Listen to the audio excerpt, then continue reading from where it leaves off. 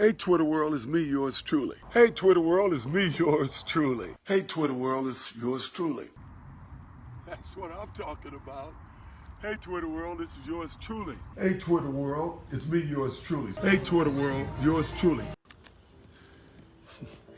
Hello Twitter world, this is me, yours truly. Hey Twitter world, yours truly. Hey Twitter world, it's me, yours truly. Hey Twitter world, it's me, yours truly. Hey Twitter world, it's me, yours truly.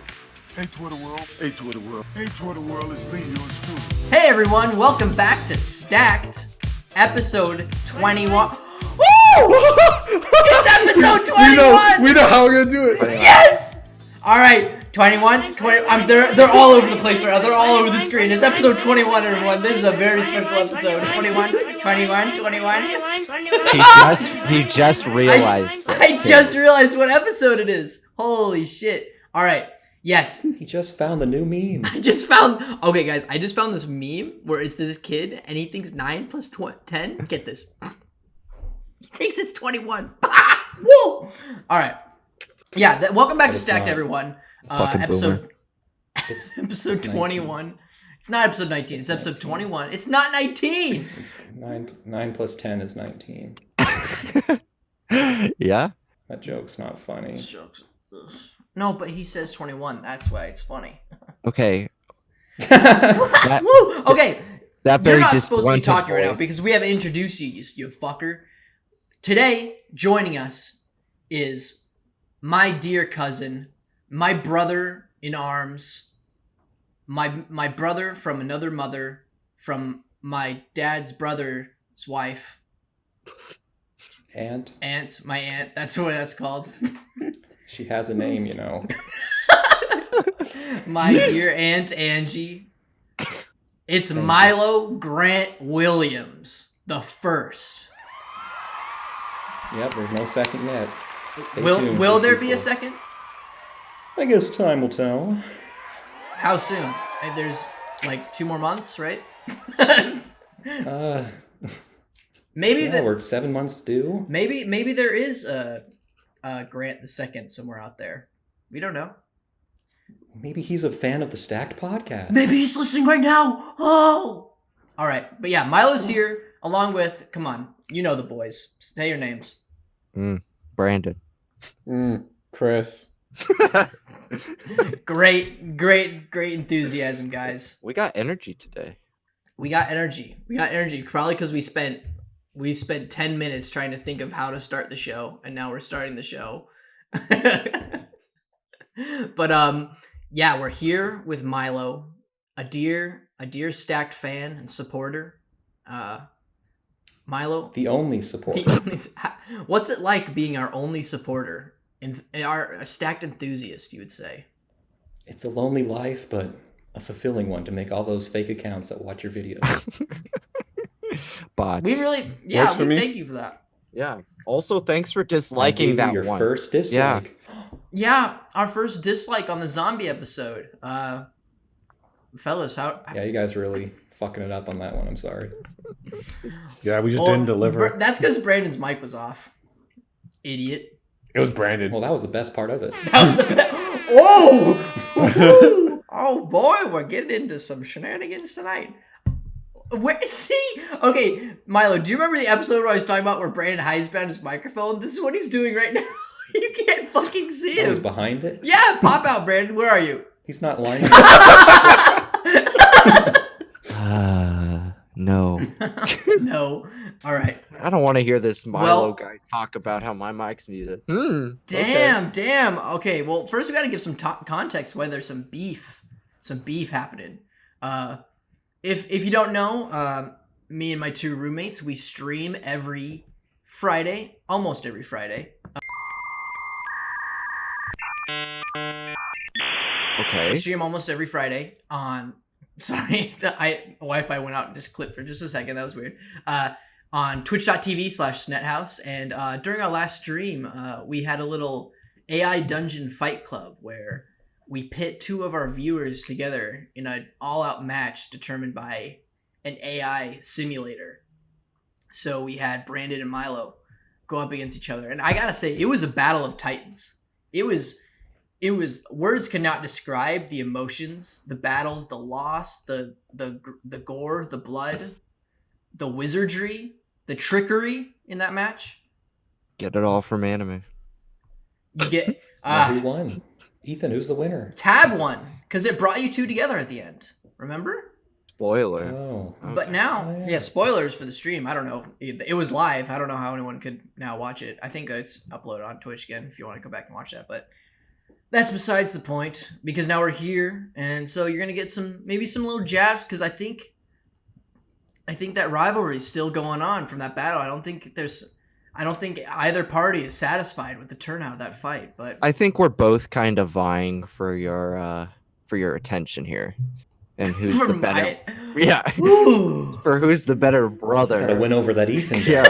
Ooh. I need that extra paycheck. I don't pay you. Wait, this isn't paid?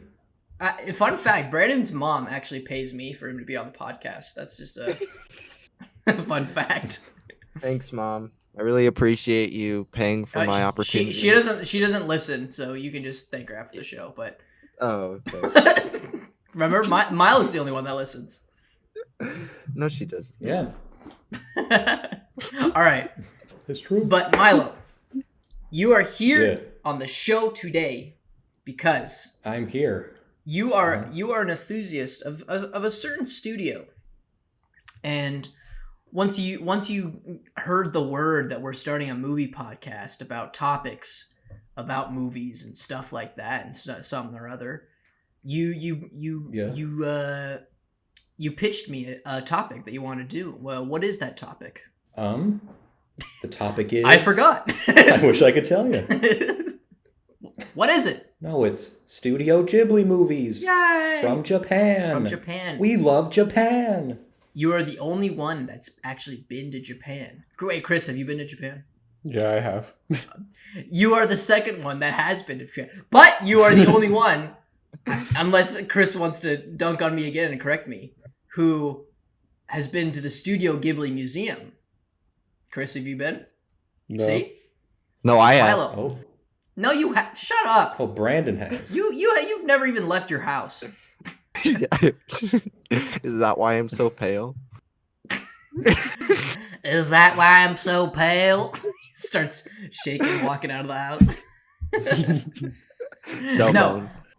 But yeah, you're sort of the Ghibli expert. You're the guy I turn to when I think about these movies and stuff like that. So it's good to have you on the show and talk about how we are gonna assemble a quintessential 3 films for such an amazing studio. Probably my favorite animation studio, if I'm gonna be completely honest. It has to be. It's got It's gotta be. it. Is it yours, Brandon? Maybe. They have the most quality. He likes DreamWorks. Oh movies. no. Yeah, No, he's a dreamer. I'm more of an Illumination guy. Just kidding. Oh, that's what I was thinking. No, I honestly think over time, like the Ghibli movies have like had the most consistent quality, whereas like Disney has fluctuated, Pixar's fluctuated. But yeah, I think maybe Ghibli is the best. What about you, Chris? What's your stance on the best animation studio? That's hard. I think, like what Brandon said, like I think Ghibli consistently puts out the best work, but like I have more favorites from Pixar, even though the average film from Ghibli tends to be better. That's fair. There's certainly event studios, like I feel like they're the 2 studios who are like, oh, it doesn't matter what the movie's about. You're like, it's from them. I'm seeing it, Yeah. Oh, definitely. Warner Animation? Come on, give me another Smallfoot. I Lego can't movie. even tell you how many times I saw Storks in theaters. What was the company the studio that produced Norm of the North? Norm of the North Incorporated. I think it was just 3 dudes in a garage. If I'm gonna be honest, that's what it looked like. No offense to animators out there, you're very hardworking, but Norm of the North wasn't that very good. What? No. It was good to watch all 4 tonight. You really should do it one time. If you're really down in the dumps, Milo, and you just really hate the world and hate yourself, just you'll find some It's like humanity. pick me up. It's a pick me up because you'll see how bad other things can be, and you put that into perspective with your own life, and you're like, okay, things are actually pretty good here. Just watch it on sucked to be Tuesday. there. Mm-hmm. On Tuesday? Yeah. Oh, after the election? Yeah. Well, I know No, Milo's during a big the politics fan. Milo's always sending me Mr. Politic. Milo's always sending me those political maps, so those political maps and charts and those numbers. I'm like, Ethan, look at this gerrymandering. How can you sleep at night? It's true, and it's like 4 a.m. in the morning. I mean, I'm like, I don't know. It's 4 a.m. That's why I can't sleep at night. Okay, let's get into it. But first, let's run how the show works. Let's run it down. Here I go. I'm about to run it down. Once a week, we set our topic or theme and go our separate ways to construct our own 3-film stack. Then after a week, we come back here on the podcast and share our own stacks one film at a time. Then at the end of the show, we will mix and match our 9 films to make the ultimate decision on what quintessential 3-film stack we are checking out of this hypothetical video store. Woo! So I'm gonna be like a 21? 21. 21? I'm gonna be. You know, every time you say that, I'm gonna have to match it with the 21 kid, like the audio. 21, 21, 21, 21, 21. Thank you. There we You're go. welcome. The plan fuck. is paying off. The plan. Yeah, we started this podcast just to Plan. fuck with you on the edit for episode 21. We're done after this. I forgot Brandon's kind of a puppet master. He always calls us pawns in his large game. Yes. All according to my grand plan. My scheme. Okay. Enough of your schemes, old man. We're gonna get to the movies. This is a movie podcast, anyhow. Anywho, with our This is a movie podcast? yeah, it is. Okay. So I don't want any sass out of you. Does I want. Brandon have pants on? Oh my god. Our guest goes first. Milo, take us into your first Ghibli movie for the show. My first stacked pick ever. The first one, yay! And last. What? Boy, put your legs down. Why? You ain't Imagine calling shots. how threatening Brandon thinks he looks. It's like, and last. And your last. And you're last. Don't fuck with me, dude. This You ain't welcome around here, boy. okay, this show's going off the rails. Milo, get to your first pick. My first film is from Studio Ghibli, Believe it or not. released in 2008. Uh-huh. It's one of my favorites, and you guys don't like it as much as I do. Mhm. It makes me sad. It's Ponyo. Ponyo! Alright, tell us about By the Ponyo. sea. Tell us about it.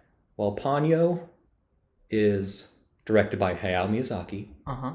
as a lot of these tend to be sometimes, maybe, hopefully. Yes. And it's a sort of retelling of the story of The Little Mermaid, with a little girl named Ponyo and a little boy named Satsuki, and they have an innocent adventure trying to make Ponyo a human. Cool. It's very good and cute. Yeah. It's one of movie. the most well animated ones. I gotta give you that. Like the ocean and the fish, you know?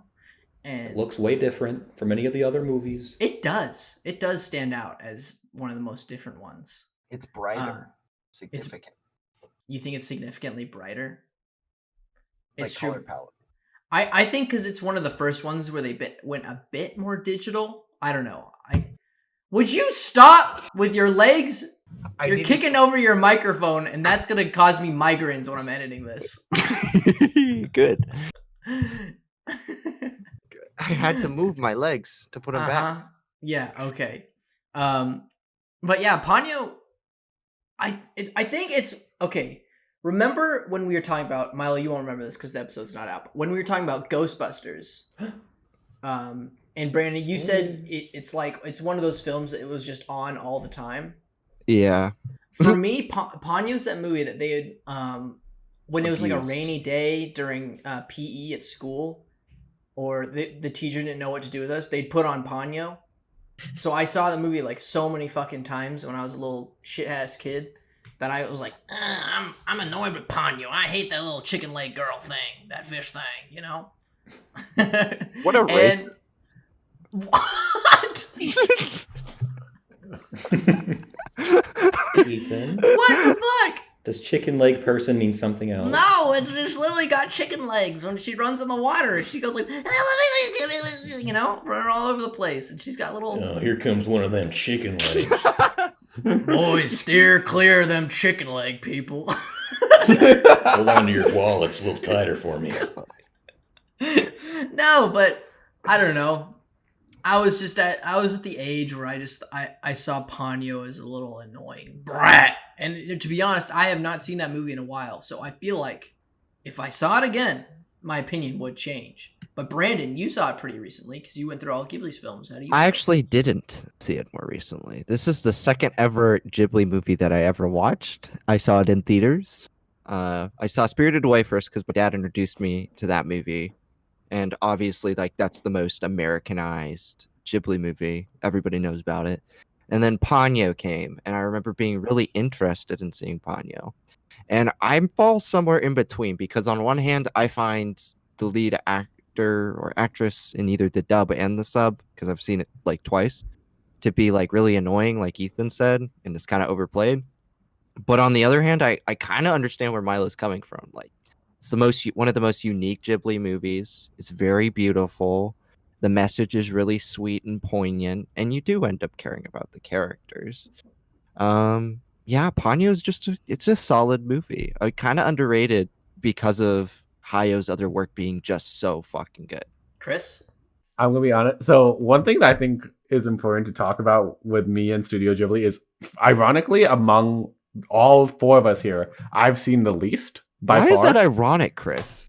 Because I'm Asian. All right. Oh, okay. You want me to say it? I'm Asian. Okay. Jeez. Wait, you're Asian? But yeah, Thanks so for like, clarifying. yeah.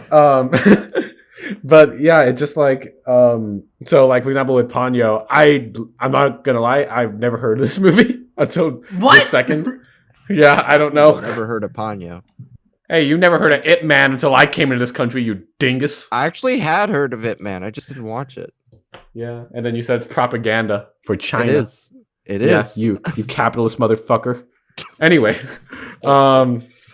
so quite frankly, I don't know what to say about Ponyo because I don't know a goddamn thing about this movie. One thing that I gotta say before we go to the next film is I love, Milo, that you mentioned the Little Mermaid spin, because they did that with we'll probably talk about another film, but they did that with another film in Studio Ghibli's where it's like a twist on like a fairy tale, a Western fairy tale that's also been a Disney movie, you know. Pinocchio. And no, no, that's what I'd compare this movie to. You compare this to Pinocchio? Yeah, Ponyo. I mean, It's no, it's literally about the princess of the sea. Okay, never mind. But I just like that they take those fairy tales from Western culture and sort of change it in a way to make it unique to Japanese culture, which I think is cool. And But I it think doesn't we should- not make it inaccessible to audiences who are also. Exactly. It's a different little flavor on that story, you know, and I like it. and the ham scene is very good. Ham! This movie does have some of the best anime food. Bro, can we talk about anime food? We're going to be talking about the food. Oh. We're going to be talking about the food in these movies a lot this episode, I have a feeling. Yes, we nom, are. nom. Oh, mama, yes, we are. All right. Hachi machi. Hachi machi. Yes. All right, Milo. Good first pick. It's pretty good. So now it's on to me. Now, No. yes, it is. I'm the one that comes up with the order here because we rotate. We rotate. If you didn't know that, We pay did? attention, listeners. Sorry, my We bad. rotate through it.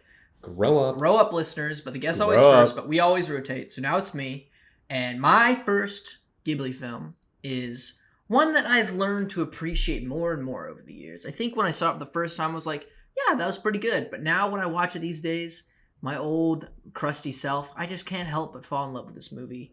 1988's My Neighbor Totoro. Double stack. Of course. Double stack. Boo! Triple No. stack. Triple stack?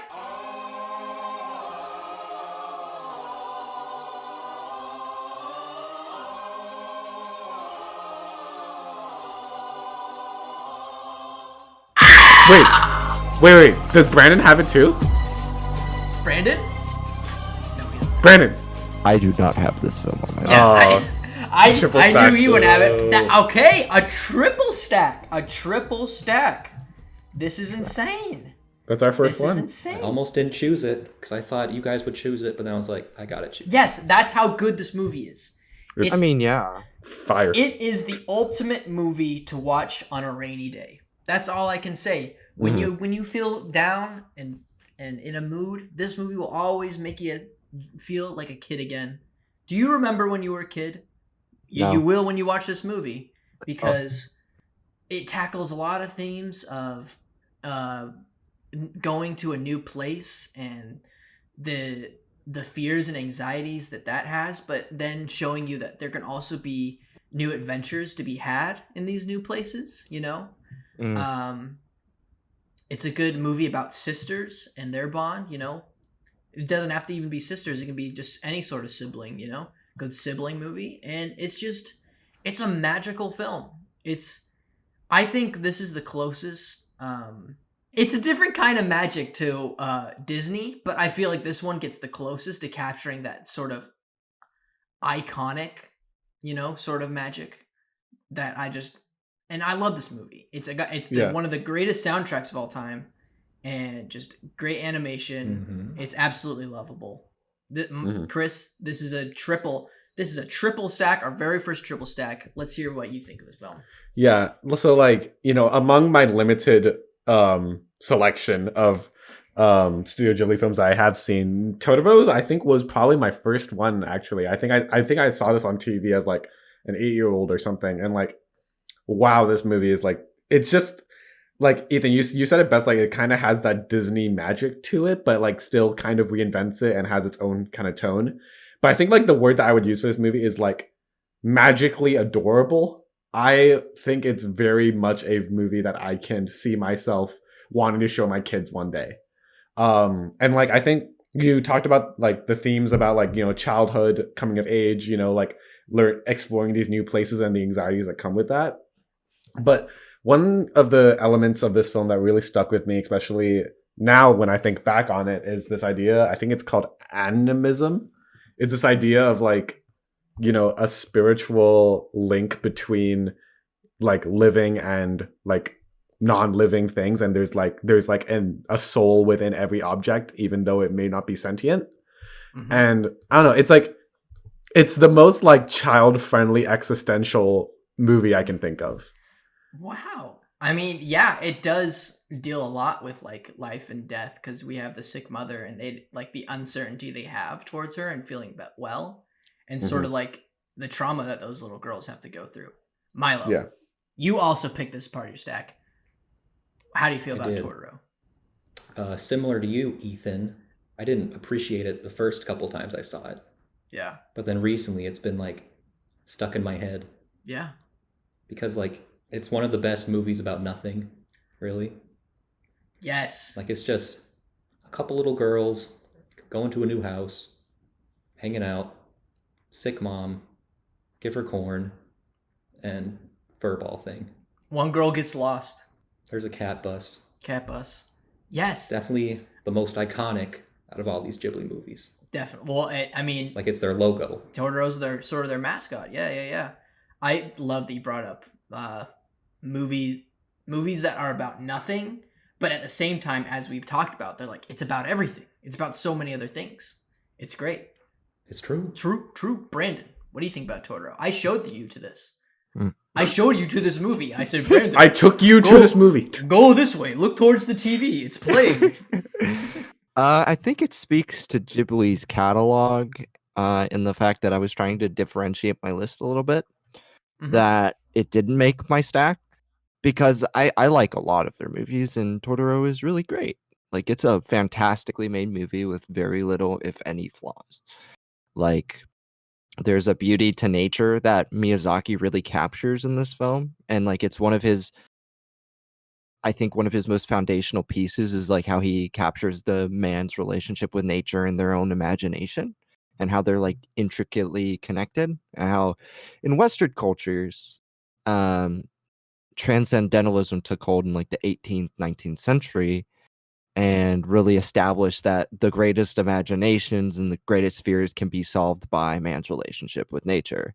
And that is seen in this film's protagonist, like with her moving to a new place and dealing with a lot of uncertainty, such as her mother's diagnosis, as well as her own sister's disappearance. And I think that's really remarkable. It's so simple and imaginative, but at the same time, like very like complex underneath the surface. I'm not saying, but honestly, like I don't really ever have the urge to put it on. Like, Really? yeah, I like it's not a movie that I like. I'm like, yeah, Totoro, let's put it on. It's like one that I think I'd watch every once in a while rather than when I'd like revisit on like a constant timetable. You know what I mean? I get So, that. yeah. I see that. All right. Well, Brandon, take us into your first film. All right. Tales from Earthsea is No, shut the fuck up. What's your real first one? Someone was gonna make that joke. Someone had to do it. come on. Actually, I'm gonna pick another Goro Miyazaki movie. 2011's from Up on Poppy Hill. You fucking incest! You fucking incest! They all left. They You had no idea how long that took to coordinate. Whoa. That was a lot of planning. Wah wah wee wah. Am I right, guys? Wow, we watch. Brandon, I gotta say, Milo pitched to me, I think it was yesterday, that if you picked this film, we would all scream incest at you and log off Discord. Please give me log a out of the chance. video chat. All right, say All right. your Sell your say case. piece. Yeah, sell your case. Listen, the one person here has not seen this film, and he has no All room right. to judge. Pitch it to Hey. Chris. All right, pitch it to me then. All right, Try and Chris. convince me. So I 'Cause- came into this movie with the lowest of expectations because everybody's like, Goro Miyazaki is like living in the shadow of his dad, and that is very much true. But what you get with this movie is like a melodramatic masterpiece because Miyazaki often delves into the magical behind the realism, you know. But this is very a very realistic anime, like something in the vein of like the earlier scenes in Weathering with You by Shinkai, and like it deals with that dramatic situations and relationships between characters. Now, whatever you think of the controversial, and I'll say it's controversial, relationship To say the between- least. but to say the least, Harumph. between two main characters, it's a very unique way to go. In the way that the Unique's one way to put it. yeah, the way their relationship unfolds, and like the plot with the fathers in the movie is so beautiful, guys. Like honestly, I was really touched by the characters' relationship with history and their relationships with their parents, and I found it extremely underrated. It's a very like twisted narrative through time. It's very beautiful. The food looks great in this movie. Definitely give it a chance. It's funny. It's sad, and it captures something like you don't often see in Ghibli. So I love this movie. All right, time Well- for my retort. Yeah, why don't you? Before you make your claim, let Milo and I retort, Chris. Okay. So There's this thing in the movie. there's this thing in the movie where two siblings. Yeah, go for it. So they're like siblings. I don't know if you know what that means, but they're like related. They didn't like, know. really related. At the time, Like from the same nutsack related. Yeah. You know? they're actually not. But Well, they're not, but they think they are. Oh, is it the same? They think they are. Oh. So this is how it goes down. So there's this boy and the girl. They meet. They sort of start hitting it off with each other, right?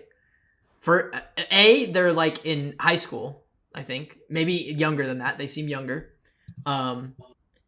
and I thought it was like things start unfolding. You thought it was college? yeah. No, they're like No, they're like they 13. look like children. What the fuck? They're like tiny. So They're just things start Japanese, unfolding. Ethan. Jeez. You said that, not me. They're just tiny. They're tiny little children. Whatever. No, let me finish. So, they're both missing their dad, and through uncovering this mystery of not where their dad is or who their dad was, they know their dad is dead. That they figure out at one point during the movie that they think their dad is the same dad, and the girl says, "I don't care if we're brother and sister. I'm still in love with you." Now, it turns out afterwards that their dad is not the same dad. But she said what she said. She said what she said. She It said could be what she said. platonic. It could be platonic. It Her was way of not saying- platonic in her the way- slightest. No, because they had. There was They did tensions not- at that. train That's stop. you reading into that. No, that You was realize what that. Goro Miyazaki presented to us, the viewer. Nah, Nah. What I feel is his fault. Yes. I think this movie is very beautiful. It's a beautiful looking film. No, it's a beautiful thematic film. It's a movie about incest and building a clubhouse. There's nothing too deep about it. I think you're just undervaluing the movie to undercut the beauty about this relationship between fathers and daughters. I'm gonna say I'm sorry, I can't take him seriously behind. I can't take you seriously when you I just can't when it's just your microphone with your ears poking out. That's how he explained the whole movie, ladies and gentlemen. I'm very passionate about this Very film. passionate. But Can you I don't move your know. mic? I can't take you seriously. No, he's fine right there. I don't know. I just, even if the incest plot was not in there, it's just there wasn't enough for me personally to really engage with it, and just the incest almost stuff was pretty funny. That honestly, that kept me more engaged in the film, just be in disbelief than what was actually going on. Getting approval from a president to rebuild a school, like wow, See, okay. It's just like they had these set feelings for one another, right? If it wasn't platonic, right? And he says like, nah. And I'm like, good. But, He doesn't say nah. like- He says nothing. yeah, which is like a rejection, dude. And I think what could be so poetic about that is like you give somebody like a character everything they want up to a point, and then you throw an obstacle in their way and you resist. You stop them from doing that, and you have to figure out like the feelings and where they lie. And it's so crazy because other movies would just I feel like let them get together. And I don't think This like, movie that's does okay. let them get together, but then Yeah, throws but, in like, another that's cop out. after.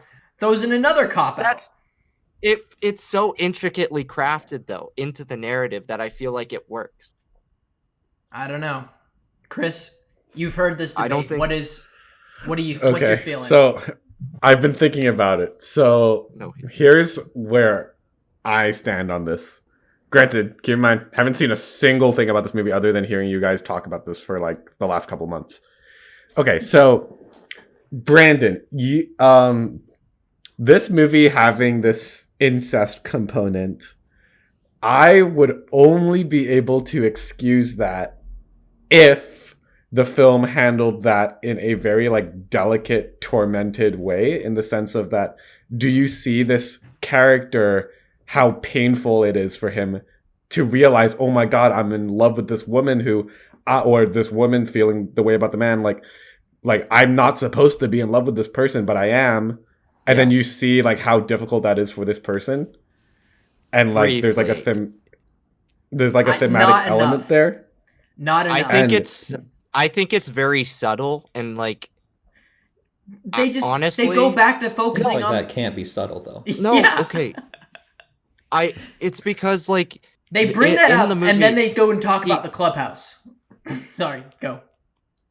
And he so the main character of the film is like, she doesn't find out first. I don't think he finds out first. And for him, he's like, he cuts it off immediately and tells her, and then they are very upset about it. And they will say that there isn't enough and there probably should have been an extra scene in there.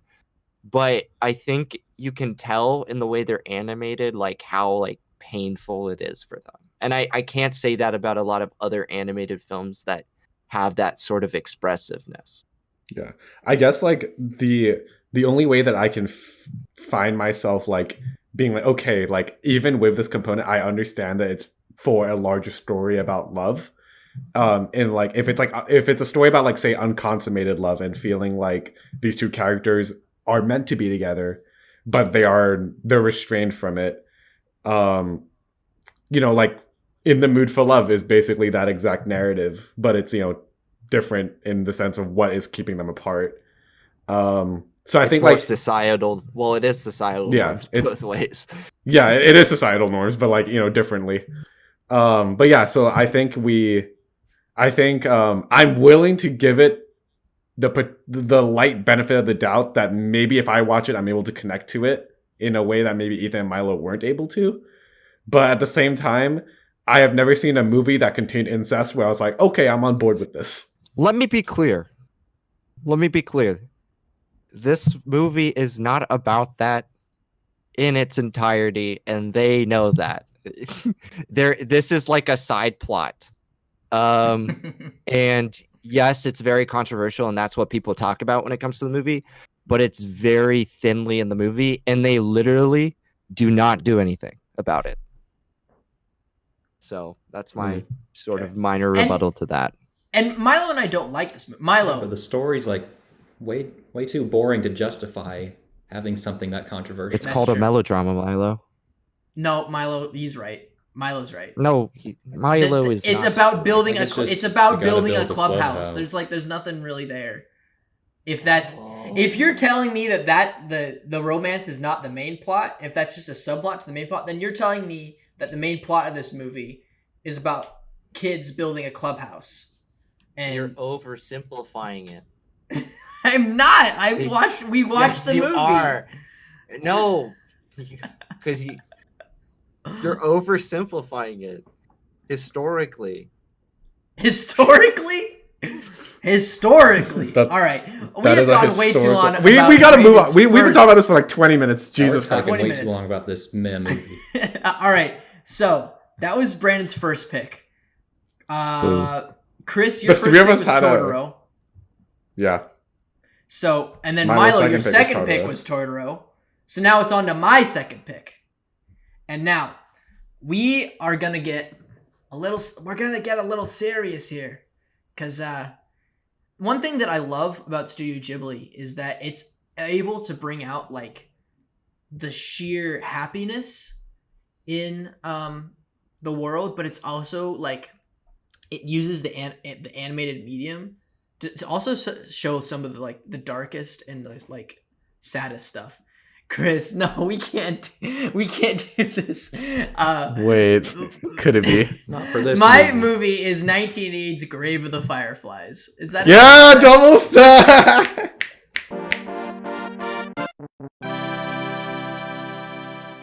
Too sad. Yeah. Okay. Woo! Let me tell you why this is such a good movie. It's a beautiful movie. It's an absolutely beautiful movie because The dubs. people talk about animation being able to express things that like that live action isn't able to, you know? Like fantastical worlds and this all magical stuff, but it's also I think it's all animation can only capture like some of the most tragic stuff too. Like I don't think this movie could be made in live action with these kids that young putting in that good of a performance, you know? The movie relies on like the mental state of this brother and his young sister going through wartime Japan and basically having the shittiest luck. I mean, at the beginning of the film, you learn that they're both dead, right? You learn at the film that he's a ghost. and then you track back to see how all this happened, and it is people call it one of the saddest movies ever, but like I see this a lot like Schindler's List, where it's so sad, but it also brings out some of the most like beautiful aspects of humanity and like the human will and love for one another, because this boy will do anything to protect and save his younger sister during the most horrific time in human history. Like the shit that they have to go through is insane in this movie, and it left me in tears by the end of it. Chris, tell me how you felt about this movie. I think we're on the same page. This is a heart-wrenching movie, I would say. It hits every part of everything that like makes up like what makes me want to cry during a movie, whether it's like the uplifting beauty of humanity or, the painful and sad tragedies of our reality. And like as Ethan said, the film does follow like a pair of siblings in wartime Japan. And like I think Ethan said it best when he introduced this film, that Ghibli is very talented with creating these worlds and these narratives about some of the most like creative, fantastical, and magical places that you could ever dream of. But what they do with Grave of the Fireflies, by the way, shout out to director Isao Takahata. Oh yes, fantastic director. Forgot to mention that this was not a Miyazaki piece, unlike most of the Ghiblis. Takahata is such a depressing director. If you've seen the rest of his works, like very different, makes sense compared to the Miyazaki. Definitely, he's a lot more humanist, I would say. Like what's the Pompoko? I think he did that one as well, and that one has a fucking bummer ending, But Chris, continue. Sorry. Yeah, but like one thing I loved about this movie a lot is that it's very much an intimate, personal narrative. It's not this grand adventure. It is in a way, but like that's not really what this movie's about. It's very much about this relationship between these two siblings, and it's so like melancholic, reflective, and like and it's very contemplative about our humanity.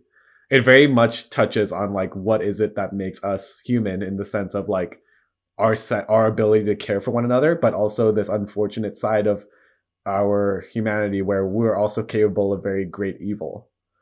And I think like that's a theme that like that's very mature, first of all, but like it's also just a very like deeply human narrative to tackle. And like Takahata has come out to say that he did not intend this film to be an anti-war film, but like I don't know, I wouldn't necessarily like, I do definitely get the angle of like viewing this in that way, but I also think the main thing is more about that humanitarian study. Right.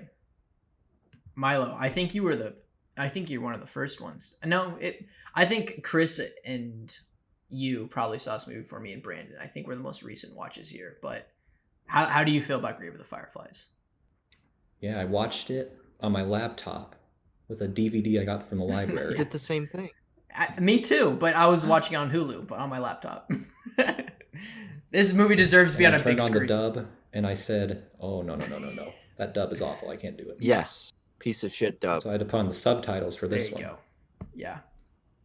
And in my Letterboxd review, I described it as hitting me like a burlap sack of bricks,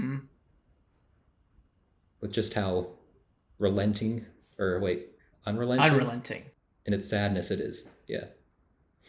It's just so raw. And the ant is one of the worst antagonists in film history. I'm glad you brought up that ant. Holy shit, dude. I was screaming at my screen when that ant would come up and say your shenanigans. I was like, you ungrateful bitch! What the fuck you doing to these kids? It got me angry. Yeah. But yeah, Brandon. Emotion. The emotion. Brandon, you've only seen the dub. How do you feel about yourself? Ew. Hate it. Ashamed, I hope. I don't like the movie. Yes, you do. You give 3.5. I don't like it as much as you guys. It's too sad for my taste. No shit, it's too sad. Well, You maybe said we your had kids next your time. Thank you. critique was a little too sad for me. I am just like not as big of a fan. Like this movie is slow. I was not engaged in that. I don't care about the dub fucking sucks dick. I think the visuals are what Yeah. save it. It's stark and very akin to Schindler's List, just the Japanese version. And I mean, yeah, I like the relationship between the brother and the sister in this movie. It's very simple and beautiful, and when in the end, it's very depressing. You know, I just didn't leave like a good taste in my mouth, and it's one that I probably never want to watch again unless I watch the sub this time, because like I said, the dub in this movie gave me a bad impression of Ghibli movies because I Oh had yeah. only seen Ponyo and Spirited Away before, and I was like, Ponyo's dub was not bad, Right. but You this got movie is if you want to watch a Ghibli dub, you got to look for the big Disney like produced ones, you know, because yeah, they actually put effort behind the talent and everything. So the I'd say if sound you design.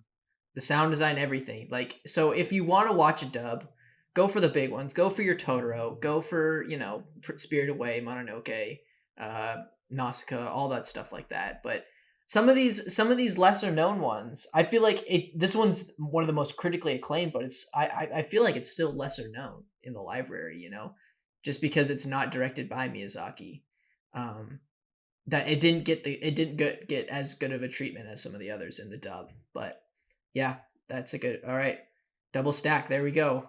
We got 2/3 of our final stack already settled out, but maybe we don't know. Maybe some other shit will happen. We'll see. We'll see. All right, Brandon. We're going back to you, bud, with your second pick. You say? Yeah. Yeah. My next film is 1994's Pompoko by Isao Takahata. Is it really? Yes, it Interesting. is. Interesting. Wait, what? Really? Two Takahatas. listen, Hey, good. Takahata 2 in a row. I not as big of a fan of Takahata's work. He did Yamada's, he did Fireflies, and he did Kaguya. And I'm not a big fan of any of those, but Pompoko I really did like because it had a great environmental message to it, and I think it really hit the nail on the head ahead of its time. Because in the 90s, like, you had people starting to push climate change legislation and such, but I feel like this film really brings the industrialized view of Japan and Western society as well to the forefront of the conversation. And I think it does it in a very humorous way through these evolving and shape-shifting tanukis, you know? Yeah. And I love them. I love them. They're great. With giant nuts. Yes. Giant scrotums. Oh man. Yeah, I listen, it's not my favorite Ghibli by any stretch of the imagination. I do think it's better than Fireflies, in my opinion, just because I enjoy it more and I get more out of it. But I needed to be different, and I needed to find a movie that I liked, and I really enjoy this movie, and it's so unique. Nobody knows about this movie. I just feel like unless you're a Ghibli fan, like Chris, I don't know if you've even heard of this movie, but it's like it's so fun. It's got a great message. The end, Ethan, I'm not quite sure. I guess it's sort of depressing, but like I think it ends on a sort of uplifting note. Like you can get through it. But another movie that this film kind of reminds me of? What? Over the Hedge. I mean, no, it's Over the Hedge is not incest. I mean, it kind of is. You sure? On a surface Incest! level, it's about like wildlife against urbanization. Mhm. Yeah. And this one's it's a bit really more awesome. magical. But Yeah, the it's so end- magical and fun. So I watched. I could only find the dub version of this one, which I don't think was a good choice, even though it has great talent, voice talent, like Clancy Brown as like the big tough Tanuki. I think what detracted from me in my viewing experience was the voice acting in the dub, but Yeah, this movie takes a weird like pseudo like documentary approach to it, where it has like the narrator talking about the lives of Tanukis, um, and like how they're facing against like man's world coming in and destroying the forest. And I don't see how you find this a happy ending, because I mean, I don't want to. Chris, is it okay if I spoil the ending here? Don't do it, please. Don't do it. I want to show him it. Okay, I won't. But like, I don't know. I can't really talk about it. There's so many things I like that would be given away if I talk about it. Milo, how do you feel about this film? This is one of the only ones I've seen in the theater. You saw? When it was re-released. Oh, really? You're not that. Yeah. You're not that old. And you don't know me. You don't know me. No, but how'd you feel about it? I thought it was really weird. Yeah. And sometimes a little hard to follow. I do think it was a little too long. Like, there could have been some scenes they left on the chopping block, I think. Oh wait, I agree. It is almost an hour, 2 hours, which is weird for a Ghibli movie. Usually these things are tight. Yeah. But the animation's good, like it always is. Just I want more people to see it too. I mean, I don't discourage it. It's got a good environmental message, and still, Milo, do you think this ends on a good note? This movie, it's kind of sad, don't you think? Yeah. Yeah, I don't know. Pretty sad. I think Brandon just has a cold heart. I think it's a bittersweet ending because it like opens the door to the future, but it also closes a door. Yeah, but You'll get it if you've seen the movie. But that door that was closed is important to a lot of people. Yeah, but it's not closed forever. It leaves it open. Oh. So it's a door. closed door, but yeah, it's unlocked. It can be opened again. It has a crack. It's open. Yeah, just a little crack. I can stick a pinky in Yeah. it. Yeah. Hey. All right. Hey. Oh my god. This is weird. I think so. Hey. I'll get into it once we find out what all of our films are. So Milo, we're gonna go back to you for now. Your last pick. It feels like it's been a while since you presented a film. Yeah. because of all these double stacks. But yeah, take us into your last pick. I have a good feeling I know what it is, but let it out, bud. I'm glad Brandon didn't pick this one because I know he appreciated it. I'm going to poll a Brandon and pull out something for this one. Oh, wow. Disc reveal. The wind rises. Ooh, the wind rises. Double stack. It is. Just kidding. I'm kidding. Oh, no, you didn't pick it. Okay. What? Wait. No, I did. Damn it. I thought it would be. I love that movie though. Well, so it's the greatest film I've ever seen. The best film I've ever seen. My favorite film of all time. Wow. It has the greatest animation that they've ever done. It has the most beautiful story out of any Studio Ghibli, any animated movie, any film I've ever seen. Crossing off a lot of boxes here. It has one of the best. Yes, sir. Better than when Marnie was there. Yeah. Sure. I gotta tell you, it's better than The Secret Life of Arietti. Just pulls out the most random ass fucking one of their collection. No, keep going, Milo. I know this is your favorite film ever, so gush about it. Yeah. Well, it's the story of a Japanese aeronautical engineer named Jiro Horikoshi, and it's about him following his dreams of becoming an airplane designer from when he was a little kid, following this Italian engineer, and he's like, whoa, you're cool, I want to be like you. And then there's a romance in it that I think is really well done, and it tugs at me heartstrings. Oh. And the theme song is really good. What's the composer's name? Is it Joe Hisashi? Joe. Yeah. Him. He makes good music. One of the greats. And this is one of the best. That's good. Yes. Wowie. Brandon, you gush about it because I think you're the one who likes it the second most. I adore this movie. When I saw it, I was like, There we go. I expected nothing. I saw it. I saw the poster because it was plastered everywhere, and everybody talks about this movie who loves Ghibli.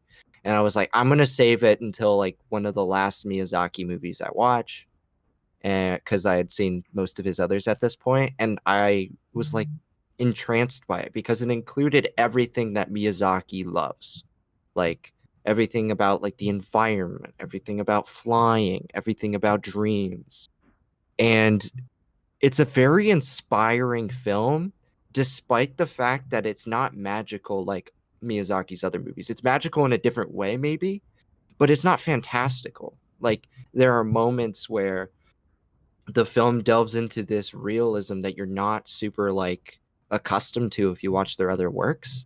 But in that way, it makes it so much more relatable and it's not a fun movie necessarily, but it's definitely an emotional and intellectual one that you can get behind. It's also very quiet and like Milo said, nostalgic. It tugs at the heartstrings a little bit because you just connect to this character so much and the situations that he goes through, even if they aren't something that you've necessarily gone through. But it's very human. Yeah, I mean, Mm-hmm. is this gonna be Miyazaki's last film? No. He might working No. on another one He's making another one right now. Oh, Yeah.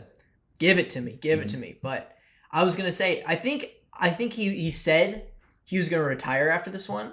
I have a feeling he said that, but then He says it all the time. But so when I saw this movie, I knew, like, I thought, we all thought he was gonna retire, but then he said later after that. But so watching that movie, I put into the context of like what he's trying to say in his like finale, but it's not as going to be his finale. There's someone else, but it sort of sums up a lot of what his films are about. And I think you hit it on the head, Brandon, where it's like about imagination and nature and industrialization. You know, he's sort of perfect, and love. You know, there's a quote of like, he when he includes a love plot in his movies, he always wants it to be like the love is what makes both characters in a relationship grow, and I do feel that in this movie.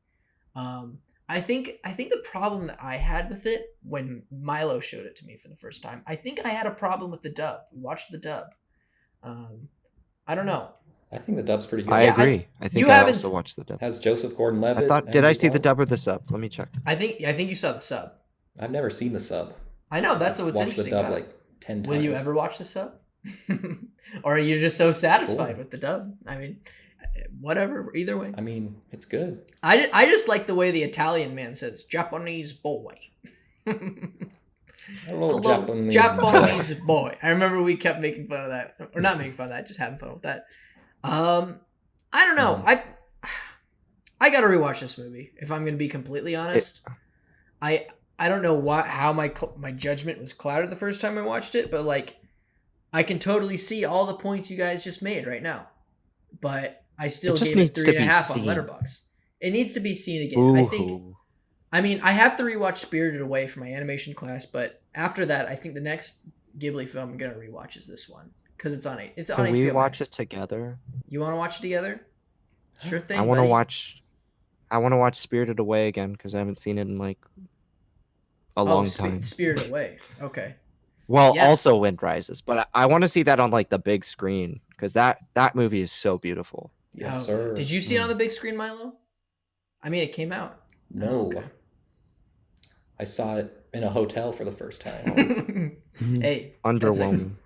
That's a good place to see. And I was like, oh my God. Oh my God. And then I went out of the hotel and there was a beach right there and I was like, my life has changed. I honestly. That's a beautiful moment. That's a great scene you just set there. Yeah. It's great. Chris. Better than the Red The Turtle. waves were crashing. The sky was orange. Oh, God, I wish that were me right now. Chills. God, chills. Chris, have you seen this one? No, I haven't. What a surprise. No, that's okay. How do you feel about it? Like that we've just talked about it. I mean, like, you think it's worth checking out? No, definitely it is, and I know for a fact that it will be if I do give it the chance. It's just I don't know. I think like have I watched a single Ghibli film while I was in college? I don't know if I have. Despite my pleas, no. Yeah. And my please, no. But yeah, I mean, let me think. I think the Studio Ghibli film that's been sitting at the top of my list to watch is Castle in the Sky. Oh yeah, Which should have been on this But- list if you guys didn't pick it. yeah. I know. I agree. We man. gotta address the elephant in the room. We did pick that for movie scores, so it is missing out. I don't know if it wouldn't have made my stack, but I know it would have made Brandon and Milo's. So Amazing. there it is. Look, there he has the robot. Oh, beautiful. There you go. Can I have it? No. Give it. No, Come on, please. I'm not giving you my No, object. but yeah. Give me I'm your not giving you objects. my You. No, but all right. I gotta rewatch this film, Chris. We gotta show you more Ghibli films. Mhm. All right, let's go into my Educate final me. pick.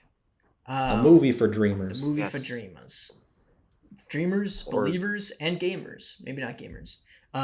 Dreamers. And cream Dr. dreamers. My Yes. final stack, not my final. My final pick on my stack is my favorite Ghibli film of all time. One of my favorite animated films of all time. One of my favorite films of all time. It's not my number one like you. I can't really check off all those boxes you did. It is Nausicaa, the Valley of the Wind. Big fan. Big. Ooh. Boo. I showed this to Brandon and he didn't appreciate it. I liked it. I was torn to shreds. Let me tell you why Nausicaa, the Valley of the Wind is my favorite Studio Ghibli movie. Because it is such... Let me tell you one thing about Studio Ghibli. It is a fantastic film, A, for building a fantastical, magical world that we can only dream of going to. And B, letting the viewer really explore that world and know exactly what's going on in it. And I think they do it the best in Nausicaa, the Valley of the Wind. It takes place in a post-apocalyptic world where these godlike warriors came down and fought these giant pill bugs, which created these big spores over the world that created a giant toxic jungle. And the last of humanity is living in these few areas that are like unaffected by these spores where they can breathe normally. And it's about those humans dealing with each other because there's two kingdoms that are going to battle and one peaceful kingdom gets caught in between the two, and that's the Valley of the Wind. And it's such a great film of world building. I love the production design of this film, like the jungle and the insects and beneath the jungle. It's so beautiful, and I love the concept of the giant god warrior. It's so frightening to me, that concept. And it's got, I think, the best protagonist of all of Ghibli, which is Nausicaa herself. She's such a badass and such a pacifist. Brandon, we can't hear over Discord, but I know what you're playing. It's just, she has such a tragic past, and how she is such a reconciles with helping each other through the means of nature, and healing nature. She knows that that's the way of uniting humanity, is through healing nature. And I don't know, it's such a sentimental film to me. It reminds me a lot of my sister, because I think this is one of her favorite films, and we watch it all the time. And just it warms my heart when I see this movie, because it reminds me of family, it reminds me of home. What can I say? But You're a family. I'm a family guy. What can I say? Cue the music. It seems that all you see is Nausicaa, the Valley Wind, and sex on TV. All right. But Are those where good are old-fashioned- those good old-fashioned values? Which we used to rely. Lucky there's a family There's guy. a Family Guy. Lucky there's a man who positively can All right. do. Milo, how do you feel about Nausicaa? I know it's pretty good. It makes me laugh and cry. No, it doesn't. Cry a little bit for me. He is our family guy. It's a good movie, and it's one of their first. It was before they established Studio Ghibli itself. And they sort of brought it into the fold after they established it, right? Yes. Yeah. And has a really good female protagonist, like you were saying. And I love the creature design and the machine design of that flying thing she flies around. Oh on. yeah, her air pretty glider sick. is so cool. Yeah.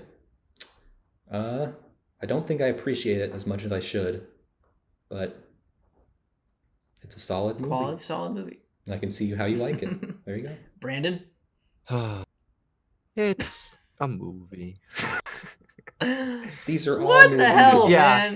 man? I like this movie. Ethan showed me this back to back with Totoro.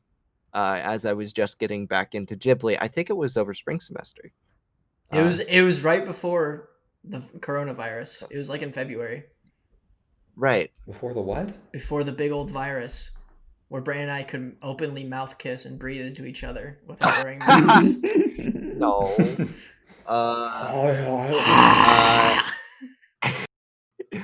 Nausicaa is like a good movie. It's got good music. It's got great. You said it your best. It's got one of the best like worlds that Ghibli's ever created. I just think they do everything better in other movies. You know, I think as a first draft, it's kind of good. But like, I think there's one that we haven't talked about that we're going to talk about next that does everything this movie does, but better. And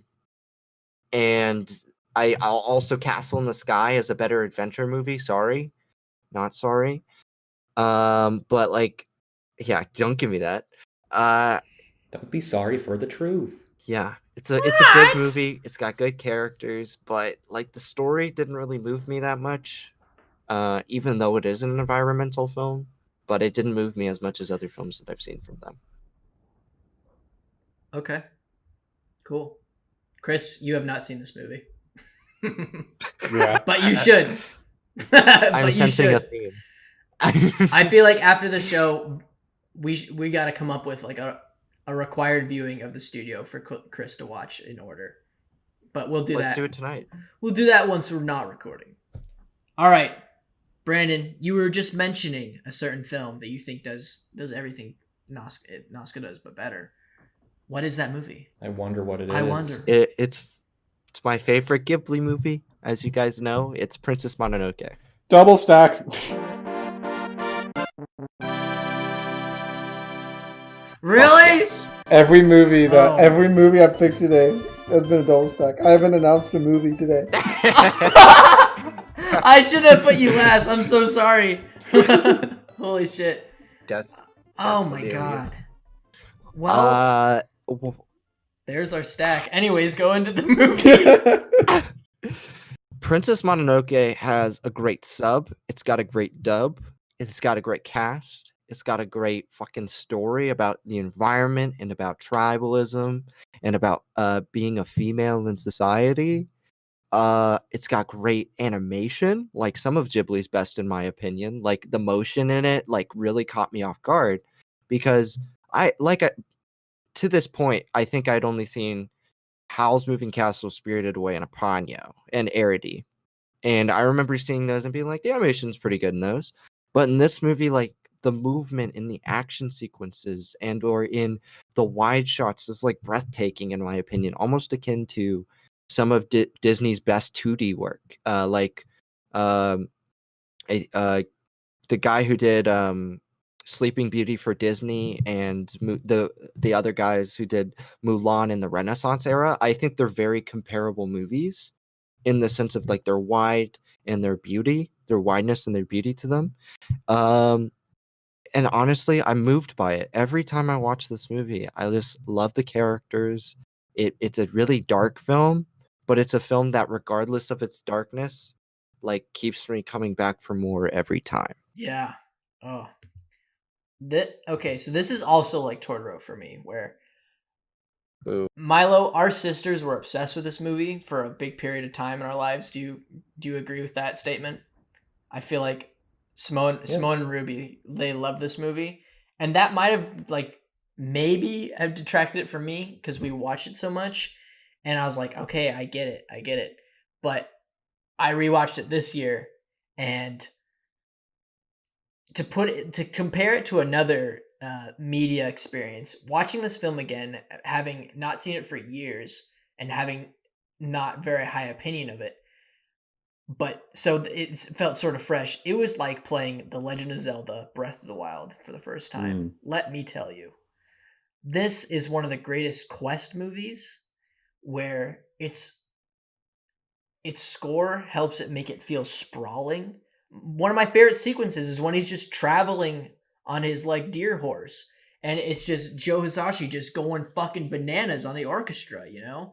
And it's like Brandon said, it's a great feminist film. It's a great environmentalist film. It's a great spiritual film about man's relationship with nature, something that is brought up almost all the time in Miyazaki's films, and it's done one of the strongest here. So I can't argue with this being a double stack and putting it on the final stack because it's one of my favorite films ever as well. And it's a beaut. But I'm so sorry because this was a double stack with Chris. He should have gone before me. I'm so sorry, Chris. Go on about this movie. I know. No. I was just so excited. I was just so excited. Chris, go. Did we not have Spirited Away? By the way, we didn't have Spirited Away. We'll talk about it after. Chris, go. Okay, so yeah, I guess kind of similar to you, Ethan, where you compared it to playing Breath of the Wild for the first time. For me, it's like playing Skyrim for the first time. That sense of scope, scale, and adventure, and that like this mythological world that you just can't not be enamored by. All you want to do when I see his movies, I want to know this world. I want to go out there. I want to see it. I want to, live in it. But like, one thing that always brings me coming back to this movie is I think this is one of my favorite films for like environmental conservation as a theme. The connection that I feel like this film establishes between the spirit world to humans is so intimate and so like genuinely earnest. It's kind of like this dichotomy that it explores between like humankind's need for growth, but also the importance of ecological preservation and how those two often find themselves conflicting with each other.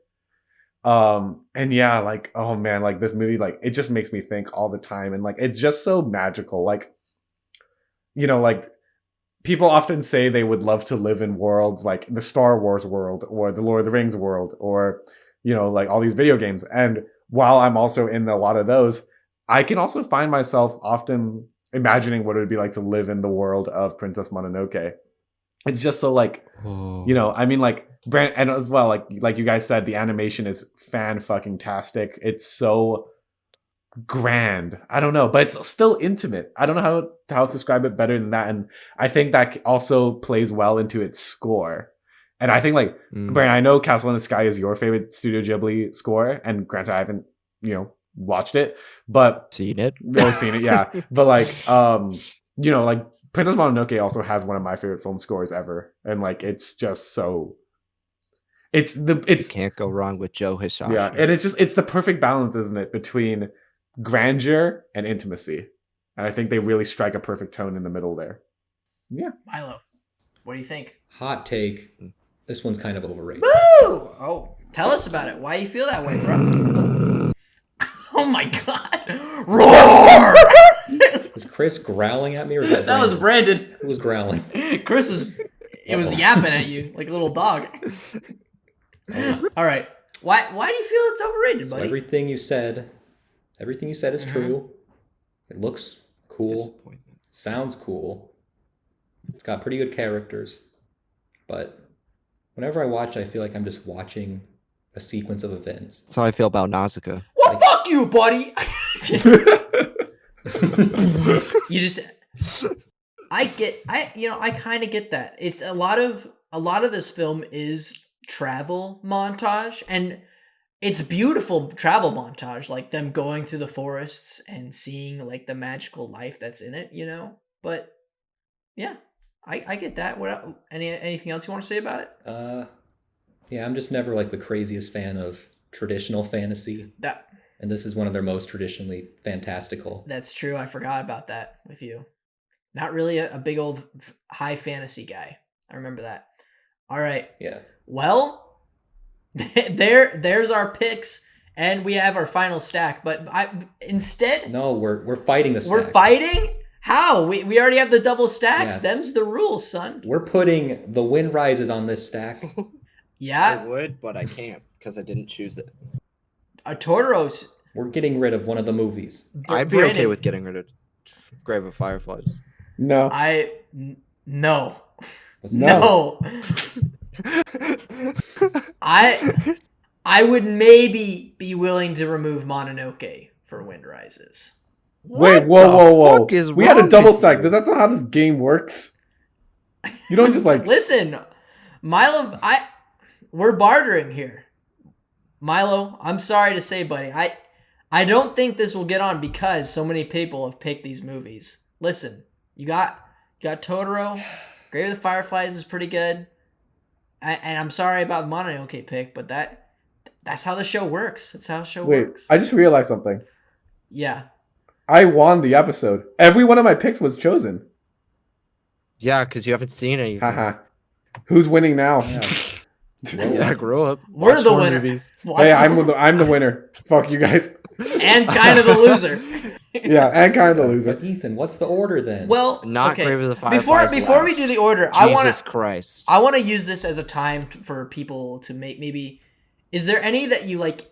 You want to shout out? Like, Brandon, I feel like you did not pick your favorite Ghibli movies. I did not. No.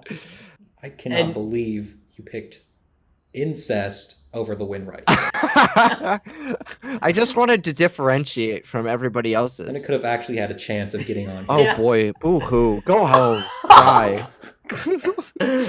Oh man.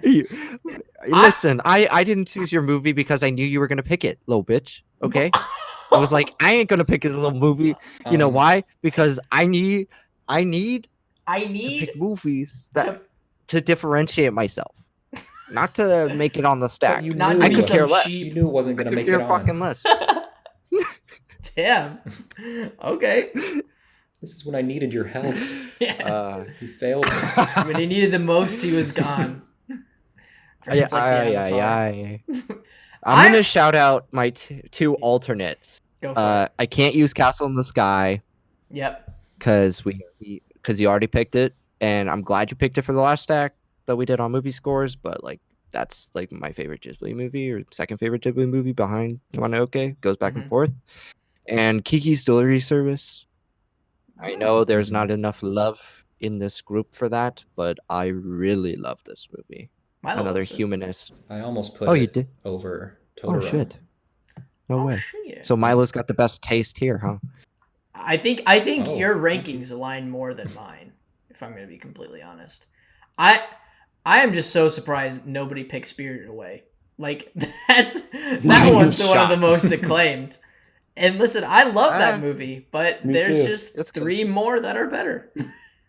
There's a couple more, but I feel like it's because it's the American, like everybody's seen like Spirited Away. because it's the Oscar that- winner out of yeah, the Ghibli films. Yeah, when I was growing up, I saw that one all the time. So it's Right. like, well, I've seen this. it's kind of like obvious, and Mhm. also like there's better Ghibli out there if you've seen all of their work. You know, Right. I love Howl's Moving Castle. Yeah, shout out to Almost as much as I love House Spirited Moving Away. Castle. That one's great too. Yes, sir. Yeah. That's a good one. Yeah. Okay. Also a good dub. Let's think about how we're gonna order this. Wait, Christian Bale voiced Howl in the dub. Yeah. That's crazy. Wicked. I Anyway. think I like this order where I think Totoro first, Grave of the Firefly second, and Mononoke third. Just because like it's the nice intro to happiness, and then you go to the stark sadness, Depression. and then you get a bit of both at the end, and it's a grand film to end it off.